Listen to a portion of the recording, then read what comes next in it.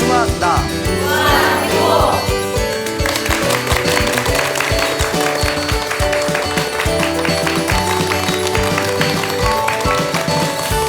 네, 만나서 반갑습니다. 네, 광호 스님이라고 합니다.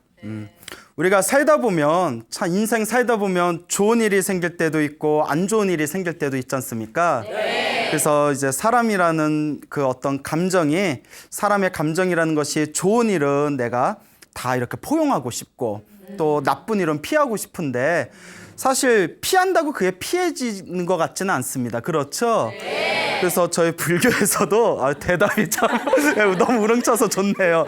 예, 그래서 우리 불교에서도 우리가 우리 앞에 펼쳐진 모든 현상이 다 업보라고 했습니다. 내가 지은 업보라고 했는데 이 업이라는 게 내가 바꿀 수 있는 업보도 있지만 바꿀 수 없는 정해진 업보도 있답니다. 그래서 이 바꿀 수 있는 업보가 있고 바꿀 수 없는 이미 정해져 버린 업보도 있기 때문에 정해진 업보를 우리가 정업이라고 부릅니다. 그래서 불교에서는 정업난면이다. 정해진 업보는 벗어나기가 힘들구나라는 그런 사자성어가 있기도 하죠. 부처님께서 우리 중생들이 절대 피할 수 없는 7가지 업이 있다고 했습니다. 그래서 경전에 보면 절대 피할 수 없는 7가지 업보, 그것이 첫째가 생이라고 합니다. 태어날 생자. 그러니까 우리 중생은 태어나는 거, 이 윤에서 벗어나지 못한 중생, 깨달음을 얻지 못한 존재는 끊임없이 태어나고 죽음을 반복하게 되죠. 그래서 태어나는 것을 피할 수가 없고, 두 번째는 늙음을 피할 수가 없다. 태어난 존재는 계속 늙게 되지 않습니까? 예, 여러분들도 한 해 한 해 지나면서 자기도 모르게 이렇게 늙어가는 게 느껴지죠? 예, 뭐 표정들을 보니까 나 아주 멀쩡한데, 뭐 나 아주 젊은데 이제 이런 표정이신데 또 우리도 이제 어느 순간이 되면 이제 머리도 희끗희끗해지고 또 얼굴에 주름살도 생기고 늙는 것은 막을 수가 없다. 그 다음에 병이 생기는 것도 또한 이제 막을 수가 없다고 합니다. 태어나고 늙고 병들고 마지막에는 무엇이 있죠? 죽음이 있죠. 그래서 태어난 존재는 반드시 뭐 할 수밖에 없다. 죽을 수밖에 없다. 그래서 죽음은 피할 수가 없다. 그래서 태어나고 늙고 병들고 죽음, 이 4가지는 피할 수가 없답니다. 동감하십니까? 네. 자, 그리고 나머지 또 3가지가 있는데요. 또 이제 5번째는 내가 지은 악업으로 인한 죄는 피할 수가 없답니다. 그러니까 우리 불교의 인과응보라고 하지 않습니까? 그래서 내가 지은 업보는 반드시 내가 받을 수밖에 없다. 내가 지은 악업의 죄는 피할 수가 없다가 5번째가 되겠죠. 6번째는 내가 지은 선업으로 인한 복도 반드시 받을 수밖에 없답니다. 나쁜 업은 나쁜 업대로 죄로 받고 내가 지은 좋은 업은 좋은 업대로 복으로 받게 된다. 이것이 바로 인과업보 아니겠습니까? 자, 마지막 7번째는 우리 앞에 펼쳐진 모든 게 인연 따라 일어나고 인연 따라 사라진답니다. 그래서 우리 앞에 펼쳐진 모든 인연은 결코 피할 수가 없다. 모든 게 인연 따라 흘러가는 것이다. 그래서 경전에서 부처님께서 중생이 피할 수 없는 7가지, 첫째가 태어남, 둘째가 늙음, 셋째가 병드는 거, 4번째가 죽는 거, 5번째가 악업으로 인한 죄. 머리 좋으세요? 예. 그 다음에 6번째가 선업으로 인한 복. 마지막 7번째가 인연을 피할 수가 없다. 인연 하니까 약간 발음이 맞아. 고년을 피해야 돼. 뭐 또 이렇게 그 인연이 아니라 원인과 결과라는 그런 인연법을 뜻하는 거죠. 인연법이란 말 많이 들어보셨잖아요. 우리의 만남은 우연이 아니라 무엇이었을까요? 서로가 인연으로 만나고 인연으로 흩어지는 것이다. 이걸 명심할 필요가 있습니다. 부처님 당시에 있었던 일입니다. 부처님 당시에 어느 왕이 있었는데 이 왕이 굉장히 독실한 불교 신자였다고 합니다. 근데 이 왕에게는 4명의 뛰어난 엄청난 신통력을 가진 신선 4명하고 굉장히 절친한 사이였다고 합니다. 그래서 이 왕이 4명의 신통력을 가진 신선과 굉장히 친한 친구 사이였는데 어느 날 부처님께 이제 청을 해서 부처님을 궁전으로 모셔가지고 공양을 올리게 됩니다. 그리고 왕이 부처님께 막 자랑을 합니다. 부처님, 저하고 굉장히 친하게 지내는 4명의 신선이 있는데 신통력이 어마무지합니다. 어마어마하고 굉장합니다. 정말 대단한 사람들입니다. 그 부처님께서 가만히 미소를 지으면서 그 이야기를 듣다가 마지막에 이렇게 얘기하십니다. 왕이시여, 왕이여, 신통이 대단한 것은 아닙니다. 신통도 그냥 재주에 불과할 뿐입니다. 오직 깨달음이 중요할 뿐입니다. 신통이 아무리 뛰어나도 죽음을 피할 수는 없습니다. 그 4명의 신선들은 앞으로 수명이 일주일이 남았는데 일주일 후에는 아무리 자기 자신한테 뛰어난 신통이 있다 하더라도 죽음에서 벗어나지 못할 것입니다. 그 부처님께서 그 신선 4명이 수명이 일주일뿐이 남지 않았다고 예언을 한 거잖아요. 그러니까 이 왕이 깜짝 놀래가지고 이제 부처님께서 공양을 마치시고 사원으로 돌아간 뒤에 이제 4명의 신선을 부릅니다. 4명의 신선을 부른 뒤에 부처님과 있었던 대화를 이제 말해주면서, 야, 부처님께서 여러분들 4명의 신선분들이 수명이 일주일뿐이 안 남았다고 그러는데 이거 어떻게 하면 좋겠습니까? 4명의 신선들이 코웃음을 칩니다. 에이, 우리가 얼마나 신통이 대단한데 죽음의 저승사자도 우리의 신통 앞에서는 힘을 쓰지 못할 것이요, 우리가 죽음을 피해서 도망가면 그만 아닙니까? 우리가 일주일 후에 죽음의 그림자를 피한 뒤에 일주일 후에 다시 나타나서 우리가 부처님한테 따져야 되겠습니다, 이러는 거예요. 그래서 이제 신선 4명이 모여서 서로 이제 상의를 합니다. 야, 우리가 일주일 후에 죽는다는데 어디로 도망가야 죽음의 저승사자를 피할 수 있을까?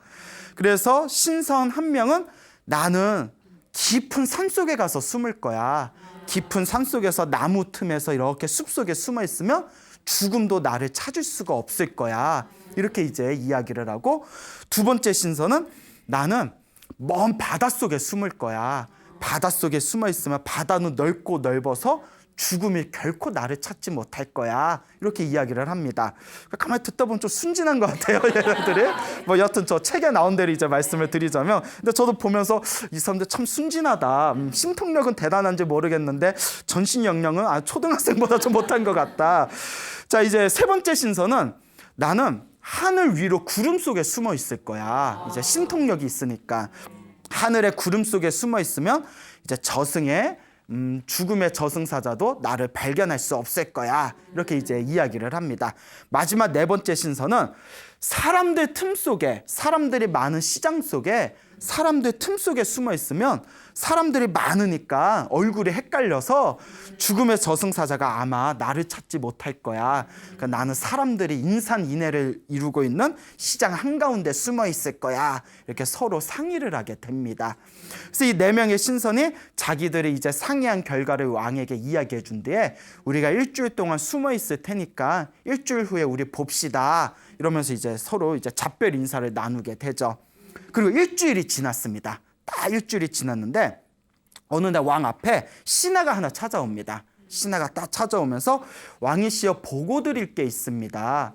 그래서 왕이 그래 무엇을 보고하려고 하느냐. 오늘 낮에 시장 한가운데 웬 사람이 갑자기 고꾸라지면서 죽었는데 그 사람들이 희한하게 생각해서 우리들이 이렇게 조사를 해봤더니 아이고 앞불사 우리 왕하고 굉장히 친분이 깊었던 신선 한 분이었습니다. 이렇게 이야기를 하는 거예요. 그 왕이 그 얘기를 듣고 탄식을 하면서 시장에 숨어 있겠다라고 한 그 신선 한 분이 이제 죽음을 피하지 못하고 세상을 떠나게 되었구나라는 것을 알아차리게 됩니다. 그 이제 또 며칠이 지났어요. 며칠이 지났는데 또 신하가 하나 딱 찾아옵니다. 왕이시여 희한한 일이 생겨서 보고 드릴 게 있습니다. 그래 무엇을 보고하려고 하느냐 했더니 며칠 전에 그 들판에서 밭일을 하는 사람들이 열심히 밭일을 하는데 하늘에서 갑자기 뭐가 뚝 떨어져서 땅에 쿵 소리가 나길래 놀래가지고 사람들이 가봤더니 웬 사람이 고꾸라져서 죽어 있는 걸 발견했습니다. 그래서 누군가하고 조사를 해봤더니 왕하고 친분이 있었던 신선 한 분이었습니다. 이러는 거예요. 그때 이제 왕이 딱 이제 머릿속에 직감하기를 하늘의 구름 속에 숨겠다고 했던 신선이 그 일주일이 지난 뒤에 하늘에서 뚝 떨어져서 죽었구나. 결국 죽음의 저승사자를 피하지 못했구나. 이렇게 이제 직감을 하게 되죠. 그 다음에 또 이제 며칠이 지났어요. 며칠이 지났는데 또 신하가 이렇게 찾아옵니다. 왕이시여, 보고 드릴 게 있습니다. 그래, 무엇을 보고하려고 하느냐. 며칠 전에 어느 나무꾼이 그 좋은 나무를 구한다고 인적이 없는 숲속에 깊이 들어갔는데 우연히 손장 하나를 발견했답니다. 그래서 관청에 보고를 해서 저희들이 그 손장을 조사했더니 왕과 친분이 있었던 신선 중에 한 분이었습니다. 이러는 거예요.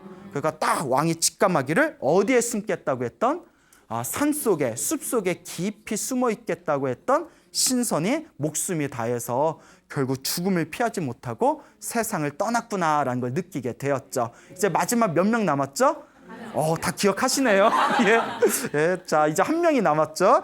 그래서 이제 또 며칠이 지났을 때 저 바다에 나갔던 그 큰 배가 이제 육지에 착륙을 하게 됩니다. 그리고 이미 여러분들 다 이제 눈치를 채셨겠지만 바다에 나갔던 배가 이렇게 도착을 하더니 급하게 이제 신하가 왕을 찾아옵니다. 왕이시여, 보고할 게 있습니다. 이제 왕도 대충 눈치가 있으니까 속으로 죽었구나 싶었겠죠. 그래, 무엇을 보고하려고 하느냐. 그 멀리 먼 바다에 떠났던 배가 이 나라로 들어오면서 바다 한가운데 둥둥 떠있는 손장을 하나 발견해가지고 희한해서 그 손장을 이렇게 데려왔다고 합니다. 그래서 저희가 조사해봤더니 왕과 친분이 있었던 신선 중에 하나였습니다. 그래서 이 왕이 바다에 숨겠다고 했던 그 신선도 결국 죽음을 피하지 못했구나. 그래서 자기와 친구였던 그 4명의 신선의 주검, 시신을 잘 추스려가지고 후하게 장례식을 치러줬다고 합니다. 그래서 이와 같이 장례식을 잘 마친 뒤에 문득 부처님이 생각나서 왕이 이제 부처님이 계신 사원을 이제 향하게 됩니다. 그래서 사원에 도착해서 부처님께 다 인사를 올리고 거룩하신 세존이시여, 이런 일이 있었고 이러이러해서 제가 이렇게 장례식을 치러줬습니다. 아무리 신통력이 뛰어나도 결코 죽음을 피할 수가 없습니다. 라고 했더니 부처님께서 다음과 같이 말씀하십니다. 왕이여, 아무리 깊은 산속에 숨어 있어도, 아무리 먼 바다에 숨어 있어도, 아무리 높은 하늘 위에 숨어 있어도, 아무리 많은 사람들 틈 속에 숨어 있어도 결코 죽음을 피할 수가 없습니다. 신통으로도 죽음을 피할 수가 없는 법입니다. 오직 깨달음만이 죽음에서 벗어날 수 있습니다. 라는 가르침을 내리셨다고 합니다. 이와 같이 우리 앞에 펼쳐진 우리 이 중생의 삶이라는 것은 태어나고 죽음을 반복합니다. 태어나면 죽을 수밖에 없고, 죽은 존재는 죽음의 모든 게 끝이 아니에요? 뭐 이렇게 질문할 수도 있겠지만 우리 부처님의 깨달음의 입장에서 봤을 때, 신통력으로서 중생들의 태어나고 죽는 모습을 비춰봤을 때 완전한 깨달음을 얻기 전에는 우리 중생들은 이번 생에 내가 지은 업보대로 다음 생에 또다시 다른 모습으로 태어나 내가 지은 업보대로 살아갈 수밖에 없습니다. 그래서 불교에서는, 물론 불교에서는 신통을 부정하지는 않습니다. 하지만 신통이 궁극적인 길이라고는 절대 말하지 않습니다. 신통은 부처님 말씀대로 하나의 재주에 불과할 뿐이고, 불교의 궁극적인 목표는 바로 영원한, 완전한 깨달음이라는 것을 우리가 명심해야 됩니다. 그러니까 여러분들, 우리도 지금 태어나서 살아가고 있잖아요. 그렇죠? 네. 여러분 지금 살아가고 계시죠? 네. 예, 여기 혹시 돌아가신 분 계세요? 예, 다들 살아 계시잖아요. 예, 뭐 여기가 뭐 다들 이제 돌아가신 분이 계시는데 제가 막 이렇게 살아있는 사람인 줄 알고 이렇게 대화를 하다가 정신을 차려봤더니 뭐 아무도 없고 막 카메라도 없고 놀래가지고 밖에 나와서 여기 있던 사람들 어디 있어요 했더니 이 건물은 30년째 사람이 안 살고 있는데 예? 뭐 이런 옛날에 뭐 공포 뭐 드라마나 이런 데서 봤던 아마 이거 편집될 것 같죠, 분위기상.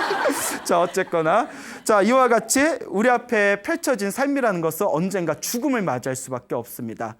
그래서 우리의 삶이라는 것이 올 때는 서로 정해진 시간에 왔지만 갈 때는 우리가 언제 어떤 모습으로 갈지 전혀 짐작할 수가 없습니다. 네. 태어난 존재는 언젠가 죽을 수밖에 없다는 것을 명심하시고, 죽음은 중생이 결코 피할 수 없는 업보라는 것을 명확하게 인지하시고 과연 나는 죽음 앞에서 어떠한 선업을 지으면서 살아왔는가 스스로 자신 있게 말할 수 있는 그런 불자가 되어야 된다라는 것을 강조하고 싶습니다.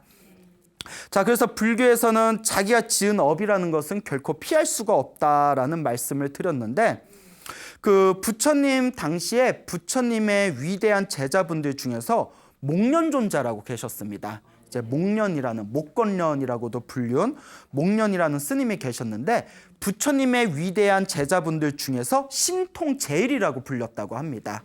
그러니까 부처님 제자 중에서 신통력이 제일 뛰어나셨다고 하는데, 하루는 부처님께서 목련존자와 함께 숲속에서, 산에서 이렇게 수행을 하고 계셨습니다. 그러다 부처님께서 깊은 이렇게 명상의 세계에 깊이 들어가 계시다가 호련히 이렇게 눈을 뜨시더니 목련스님에게 이와 같이 말씀하십니다. 부처님께서, 목련아, 네 전생의 빚이 다가오고 있구나. 너에게 전생에 빚진 사람이 너에게 빚을 갚기 위해서, 빚을 받기 위해서 지금 오고 있구나. 그때 목련스님이 이렇게 이야기합니다.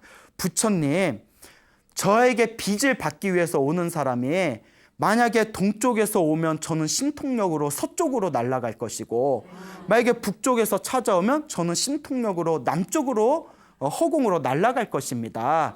그러니 어찌 저에게 빚 받으러 온 사람이 저를 잡을 수가 있겠습니까? 그 말도 그렇잖아요. 만약에 뭐 빚쟁이가 빚 갚어 찾아오면 절로 휙 날아가고 절로 휙 날아가고. 그러니까 부처님께서 가만히 미소를 지으면서 다음과 같이 이야기하십니다. 목련아, 자기가 지은 업보는 그것이 죄이든 복이든 선업이든 악업이든 행복이든 불행이든 내가 지은 업보는 반드시 받을 수밖에 없는 것이다. 그때 목련스님은 이제 마음으로 수긍을 안 했나 봐요. 빚 받으러 오면 내가 피하면 되지. 그래서 신통력을 불려서 하늘로 높이 허공으로 솟구친 뒤에 손살같이 하늘을 나르면서 다른 곳으로 이렇게 날아가셨답니다. 하염없이 이제 신통력으로 이렇게 허공을 날아가다가 갑자기 신통력이 사라지면서 하늘에서 뚝 떨어져 버리셨대요. 그러니까 왜 그래? 뭐 갑자기 자동차가 고장 나듯이, 예? 엔진이 꺼지듯이 신통력이 갑자기 뚝 멈추더니 허공에서 뚝 떨어져 버려가지고, 원숭이도 저기 나무 타다가 떨어진다고 하듯이 신통제인 목련존자도 그게 떨어질 때가 있나 봐요. 툭 하고 떨어졌는데, 떨어진 데가 하필이면 어디냐면 그 마을에, 떨어진 곳의 마을에 그 수레바퀴 있죠. 수레바퀴에 보면 바퀴 살이 있잖아요.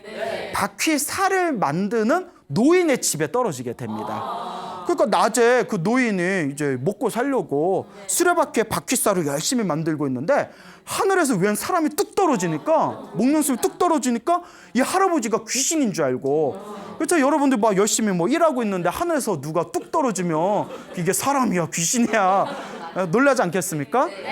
그래서 이렇게 와, 이거 왜 귀신인가 싶어가지고 자기도 모르게 무서워서 만들고 있는 그 바퀴에 살을 가지고 하늘에서 떨어진 목련스님이 귀신인 줄 알고 막 후드려 팹니다. 막 후드려 패다 보니까 목련스님이 아이고 하고 막다가 팔이 부러져 버리셨대요. 팔이 부러진 상태에서 이제 목련스님이 몸을 피하셨는데, 몸을 피해가지고 그 팔이 부러졌는데 갑자기 또 신통력이 되살아났대요.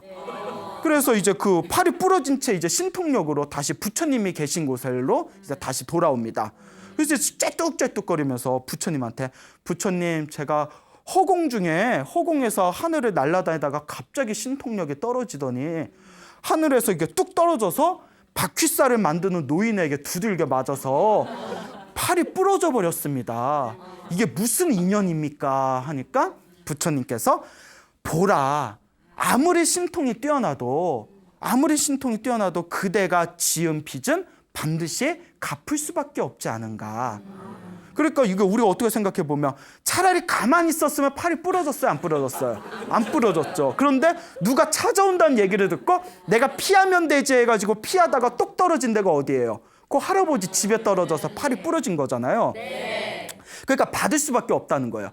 피해도 받는 거고, 가만히 있어도 받을 건 받는 거고. 부처님께서 다음과 같이 말씀하십니다.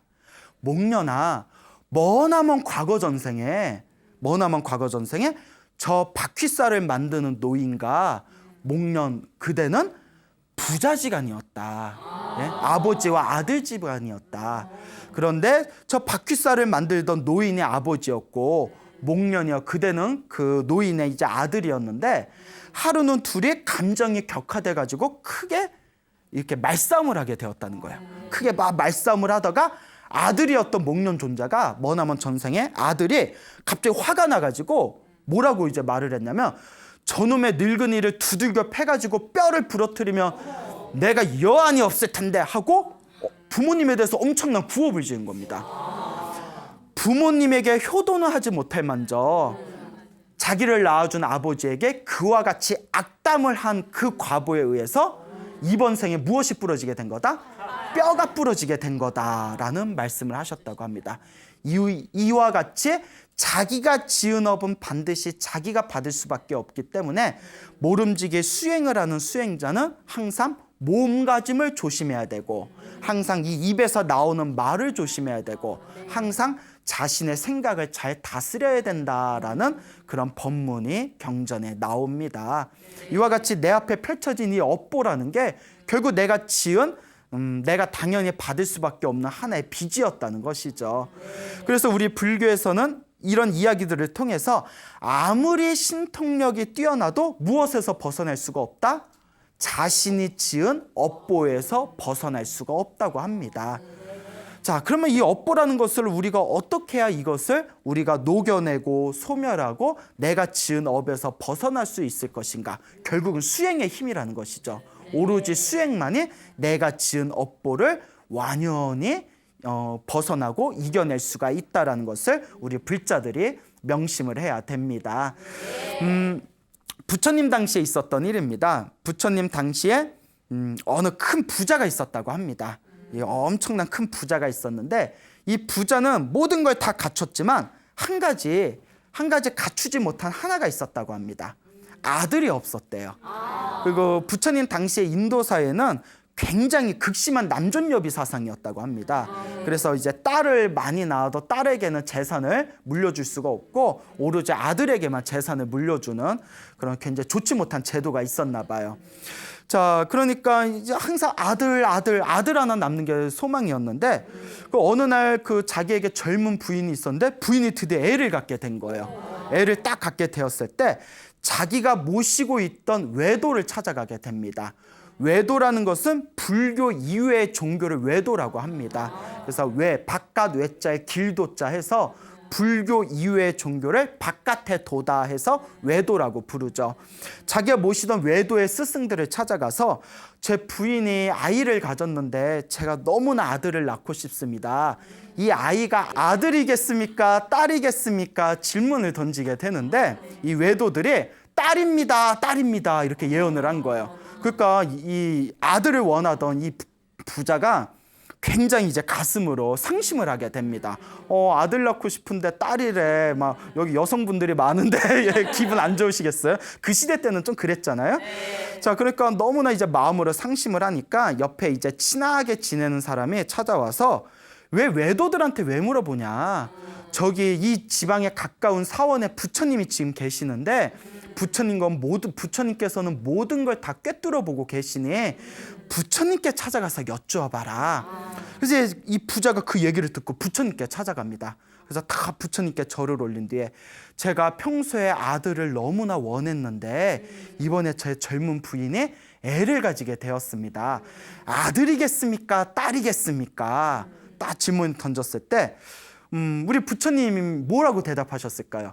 아들, 딸 구별 말고 하나라도 제대로 키우자 뭐 이렇게 얘기를 하셨을까요? 부처님께서 아들입니다 라고 얘기를 하셨대요. 아들입니다. 그리고 이 아들은 엄청나게 큰 복을 지닌 아들입니다. 아주 전생에 큰 복을 지닌 아이입니다 라고 이제 예언을 하게 됩니다. 그러니까 부처님께서 아들이고 이 아들이 보통 아들이 아니라 전생에 큰 복을 지은 아들이다라는 이야기를 듣고 너무 기뻐서 펄짝펄짝 뛰었대요. 근데 이 소문을 이 외도들이 듣게 됩니다. 외도들이 딱 듣고는 질투심이 생깁니다. 야, 우리가 딸이라고 했는데 부처님은 아들이라고 했다. 야,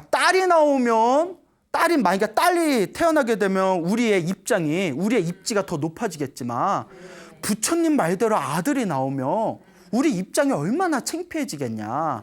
그래서 이거 어떻게 하면 좋겠냐 하고 이제 서로 막 대화를 나누다가 야, 우리가 음모를 꾸미자 하고는 해서는 안 될 짓을 저지르게 됩니다. 원래 이제 독을 준비한 뒤에 그 이제 과일에다가 그 독을 넣어가지고 그 부잣집을 찾아갑니다. 그래서 이게 아주 임산부한테 좋은 약인데, 좋은 이 과일인데, 산딸이 되었을 때, 아이를 이제 낳을 시기가 되었을 때 이 과일을 먹으면 임산부도 건강하게, 또 아이도 아주 건강하게 출산을 하게 될 겁니다. 그러니까 이걸 꼭 먹이십시오 이러는 거예요. 독이 들어있는 걸. 근데 이제 사람이 그러면 안 되죠. 그렇죠. 어떻게 보면 귀신보다 사람이 더 무서워. 그렇죠. 아니 진짜 제가 지금까지 참 많지 않은 인생이지만 저도 이제 내일 모레면 40이지 않습니까? 예?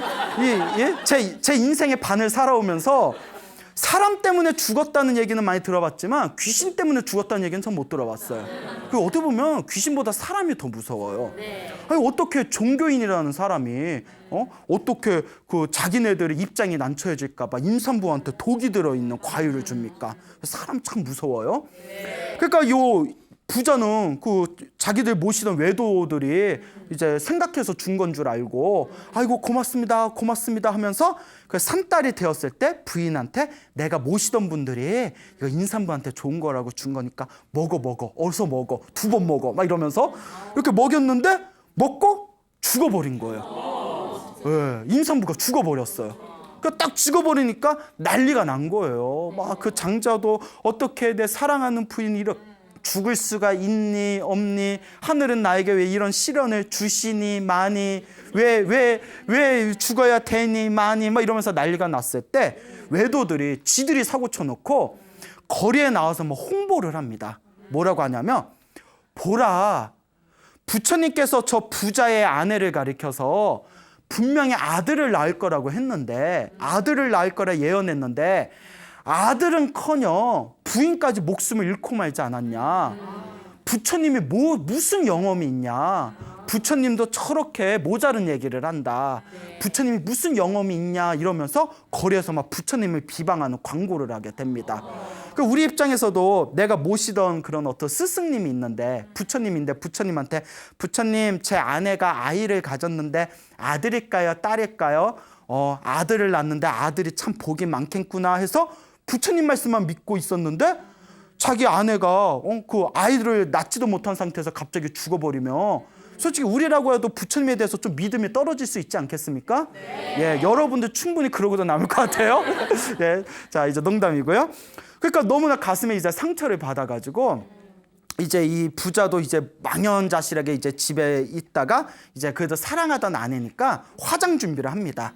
딱 화장 준비를 하면서 이제 장례식 당일날에 부처님께서 이 소식을 들으시고는 내가 그 부자의 집에 찾아가야겠다 하고 거리를 나서게 됩니다. 그때 이제 제자들이 말려요. 스님들이 딱 말리면서 부처님 지금 바깥에 소문이 엄청나게 안 좋습니다. 그 수많은 사람들이 부처님을 잘 알지도 못하면서 함부로 예언한다고 막 비방을 하고, 지금 가시면 슬픔의 눈이 가려져 있는 그 부자가, 그 장자가 부처님한테 무슨 해코지를 할지도 모릅니다. 가지 마십시오 했는데 부처님께서 다 이렇게 의발을 이렇게 다 깨끗하게 입으시고 이제 바루를 드시고 그 장자의 아내의 그 화장을 하는 장례식을 찾아가시게 됩니다. 그때 다른 제자들이 걱정했을 때 부처님의 제자 중에 안한스님이 다음과 같이 이야기하십니다. 부처님의 모든 말씀과 부처님의 모든 행위에는 반드시 깊은 뜻이 있다. 부처님께서 저 아내가 죽을 수도 있는데 아들을 낳을 것이다 라고 예언하신 데는 분명히 깊은 의미가 있다. 오늘 아마 부처님께서 그 장례식에 찾아가서 이 깊은 도리를 밝혀주실 것이다. 그러니 우리는 부처님을 믿고 우리도 따라가자. 그 이제 부처님의 뒤를 따라서 이제 제자들이 함께 장례식에 갑니다. 부처님이 딱 나타나니까 장자가 막 노발대발하면서 부처님만을 믿었는데 어떻게 이럴 수가 있냐고, 난 너를 믿었던 만큼 막 이렇게. 예? 여하튼 그래서 나 그렇게 부처님을 믿었는데 어떻게 이럴 수가 있냐고, 이렇게 나의 뒤통수를 칠 수가 있냐고.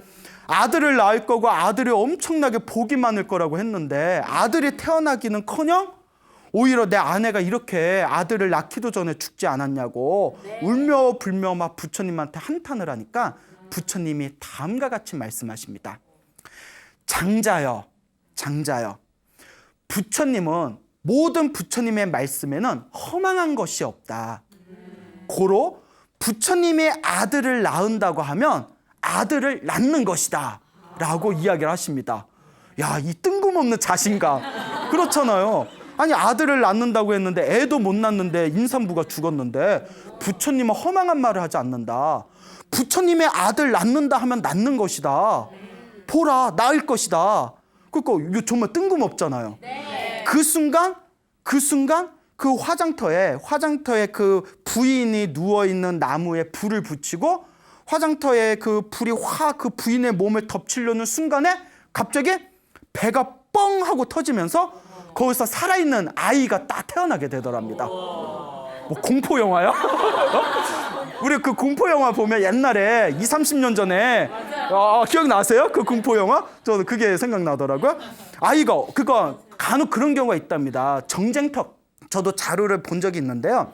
전쟁터 옛날에 전쟁이 났을 때 임산부가 죽었는데 엄마는 죽은 상태에서 애가 자궁 안에서 나오고 그런 희유한 경우가 있대요. 그런 얘기 들어보신 적 있죠?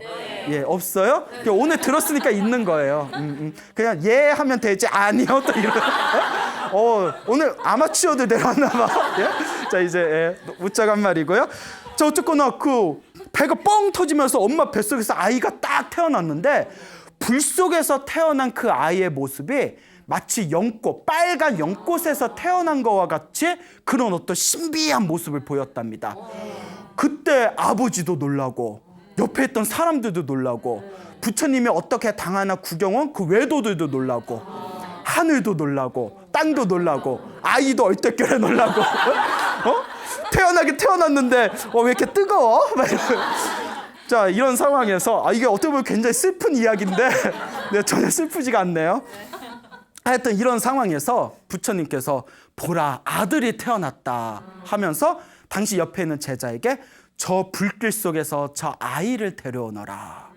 근데 우리 같으면 막 불이 활활 타오르고 있는데 들어가서 저 아이를 데려와라 하면 우리 같으면 나 열체질인데 부처님 나 더운데. 근데 이제 부처님이 딱 제자에게 저 불길 속에 가서 아이를 데려와 했을 때 그 제자의 마음에는 오로지 부처님에 대한 믿음만 있잖아요.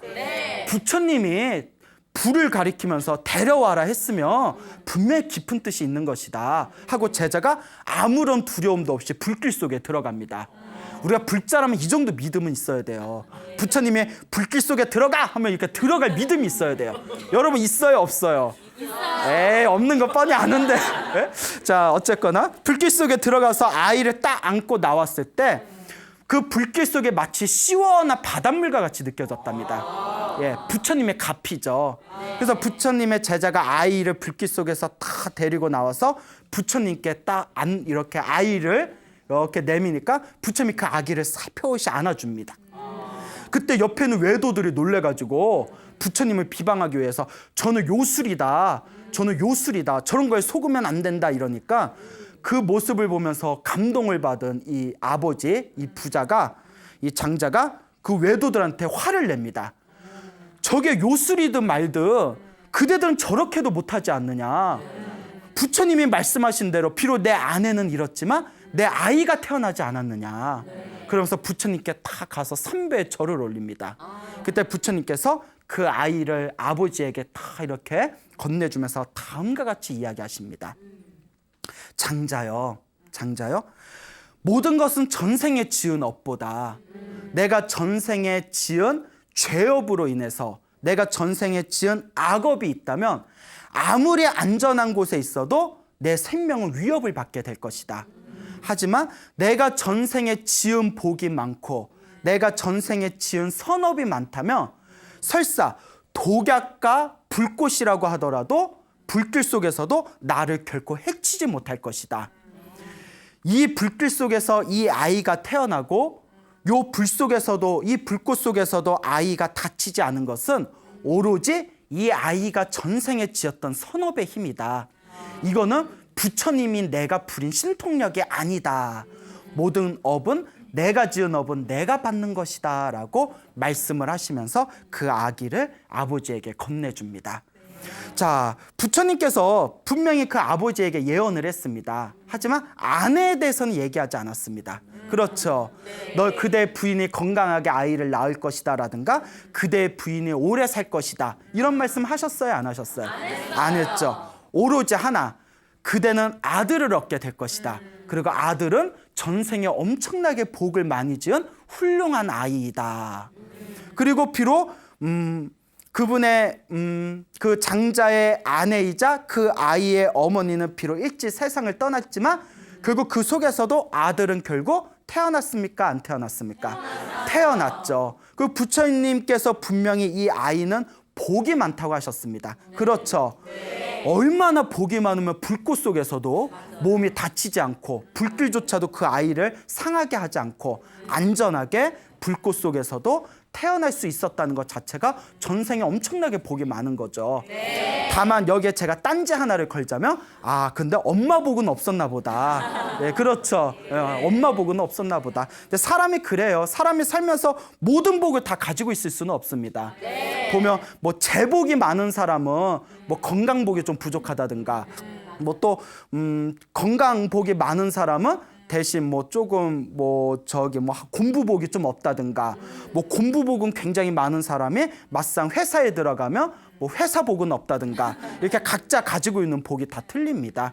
모든 걸 다 갖추기는 힘들죠. 어쨌거나 부처님의 이와 같은 신비한 이적을 본 그 자리에 있던 수많은 사람들이 그 자리에서 부처님에 대한 믿음과 인과 업보에 대한 믿음을 일으키게 되었다라는 그런 이야기가 경전에 전해지고 있습니다. 그래서 이 이야기를 다 이렇게 제가 준비를 하면서 저조차도 법문 준비를 하는 저도 가끔씩 제 스스로 법문 준비하면서 저 혼자 감동 먹고 저 혼자 막 소름 끼치고 저 혼자 대박 막 이러거든요. 근데 오늘도 이 불길 속에서 태어난 아이의 이야기를 통해서 부처님께서 분명히 그와 같이 말씀하시지 않았습니까? 복이 많고 선업이 많은 존재는 독약과 불길 속에서도 그 사람을 해칠 수가 없다라는 그런 이야기를 부처님의 가르침을 통해서 배웠는데 요 BTN의 회장 스님이신 이제 성자 우자 큰 스님께서도 이런 이야기를 하시더라고요. 정말 복이란 것은 무섭다. 정말 무서운 것은 복이다라는 말씀을 하셨습니다. 정말 복이 많으면 정말 이 세상에서 이루 말할 수 없는 신비한 어떤 그런 기적을 체험할 수가 있는 거죠. 근데 중요한 거, 이 복도 결국 누가 지은 걸까요? 내가 지은 겁니다. 이 복도 내가 지은 거예요. 여러분들 살아가시면서 아이고 나는 왜 이렇게 일이 잘 안 풀릴까? 원망할 필요 없습니다. 누가 복을 짓지 않은 걸까요? 그렇죠. 그 옛날 우리 조상님들 그런 말씀 하시지 않습니까? 뭐 이렇게 살아가면서 안 좋은 일이 생길 때 아이고 내가 지지리도 복이 없어가지고 그러니까 무의식 중에 당신이 아시는 거예요. 내가 지어놓은 복이 없구나. 근데 정말 복 없는 사람의 특징이 뭔지 아세요? 자신이 복이 없어서 일이 안 풀린다는 걸 알면서도 그래도 무엇을 안 짓는다? 복을 짓지 않아요. 정말 복 없는 사람은 복 지을 기회가 있는데도 복을 안 짓습니다. 그러니까 평소에는 이런 법문 듣고 막 좋은 책 보고 그리고 마음속으로 내가 복 지어야지 하다가도 눈앞에 빡 복 지을 기회가 있으면 내가 평소에 복 지어야지 해놓고 복을 짓는다 안 짓는다? 복을 안 짓는 거예요. 이게 정말 복 없는 사람들의 특징이래요. 근데 우리 주변에 보면 정말 행복하고 편안하게 살아가고 그리고 자기가 원하는 일을 쉽게 얻어가는 사람들을 보면 우리가 그런 사람들을 전생에 나라를 구했나? 이런 표현 쓰지 않습니까? 이런 게 우리 생활 속에 내가 복을 지어야 되는구나. 내가 복 지은 대로 인과 업보를 받는구나. 이런 게 우리 생활 속에 이렇게 다 펼쳐져 있는 것이죠. 그러니까 여러분들이 지금 여러분들 앞에 펼쳐진 이 행복과 불행도 여러분들이 전생에 지었던 업보대로 받는 것이고 지금 당장 힘들고 괴로워도 부지런히 부처님의 가르침을 믿고 의지하면서 지금 열심히 복을 짓고 선업을 짓는다면 이번 생에 못 받아도 언제라도 받는다. 다음 생에라도 받을 수밖에 없는 거예요. 그러니까 우리 주변에 보면 절에도 안 다니고 뭐 수행도 안 하고 복도 안 짓는데 희한하게 좋은 집에 태어나서 금수저 몰고 못된 짓 하는데도 다 보호받고 꼭 누구를 얘기하는 것 같아서 하여튼 막 보호받고 하는 일마다 잘 되는 사람들 보면 우리 막 우라통이 터지잖아요. 근데 불교적인 입장에서 보면 이번 생에는 개차반으로 살아도 그만큼 전생에 무엇을 많이 지었구나, 복을 많이 지었구나. 그러니까 이번 생에 저렇게 복 없이 사는데도 이번 생에 저렇게 행복하게 사는 것이구나. 그리고 이번 생에 저렇게 자기가 지어놓은 복을 다 까먹으면 다음 생에 또 어떻게 할 수밖에 없겠구나, 괴로운 삶을 살 수밖에 없겠구나라는 3세 인과, 과거, 현재, 미래, 이 인과 음보가 3세에 의해서, 과거, 현재, 미래에 의해서 끊임없이 흘러간다는 것에 대해서 이 부처님의 인과 업보에 대해서 확고한 믿음을 갖추시기 바랍니다. 알겠죠? 네. 그러니까 여러분들 삶에 있어서 진정한 행복과 어떤 진정한 기쁨과 진정한 즐거움을 누리고자 하신다면 바로 내가 지은 업보는 반드시 내가 받는다. 그러니 열심히 복과 선업과 공덕을 지어야 되겠다라는 마음을 무럭무럭 키우시고 반드시 실천하시길 바랍니다. 여러분, 행복해지고 싶습니까? 네. 행복한 삶을 창조하고 싶습니까? 네. 복을 지으십시오. 선업을 지으십시오. 공덕을 쌓으십시오. 복과 선업과 공덕의 힘이 여러분들을 진정한 행복의 길로 이끌어 줄 것입니다. 여기서 마치겠습니다. 소중한 나, 무한 행복.